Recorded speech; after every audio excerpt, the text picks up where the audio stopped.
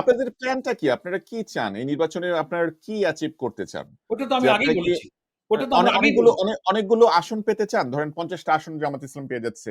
এটা আপনার জন্য ওই স্যাটিসফ্যাক্টরি? সেন্সে আমার অ্যান্সার হলো যে আমরা তো আশা করি যে জনগণের কাছে যদি আমাদের এই মিশন নিয়ে আমরা কনভিন্স করতে পারি, ইনশাল্লাহ জনগণ আমাদেরকে ক্ষমতায় যাওয়ার জন্যই ভোট দেবে এবং জনগণ আমাদেরকে ভোট দিলে আমরা ইনশাল্লাহ সরকার পরিচালনার দায়িত্ব ইনশাল্লাহ গ্রহণ করব। এই আশা নিয়েই আমরা মানুষের কাছে যাচ্ছি, মানুষকে সেই আপিল করছি। আমরা আল্লাহর মেহেরবানি পেলে, জনগণ ভোট দিলে আমরা ইনশাল্লাহ সরকার পরিচালনার যোগ্য হব, রাষ্ট্র আপনারা কি ক্ষমতায় যাব। ৩০০ আসনে প্রার্থী দিবেন? এটা কি আপনারা এখনো ডিসাইড করেছেন না আমরা করেননি? কয়টা আমরা আসন? প্রাথমিক প্রস্তুতি আমরা নিয়েছি, কিন্তু যদি কারোর সাথে আমাদের জোট সমঝোতা হয়ে যায় তখন তো কিছু হুম, আসন ছাড়তে হবে। ২০, ঠিক। ৫০, ১০০ যদি ছাড়ি তো আমাদের কিছু আসন থাকবে। তো কার সব সাথে মিলে জোট হওয়ার সম্ভাবনা আপনাদের বেশি? এনসিপি নাকি ইসলামী বিএনপি? দলগুলোর সঙ্গে তো একটা আলোচনা চলছে, যথেষ্ট অগ্রগতি। এছাড়া আরো অন্যান্য কিছু ছোট ছোট বড় দলগুলোর সাথে আলোচনা চলছে।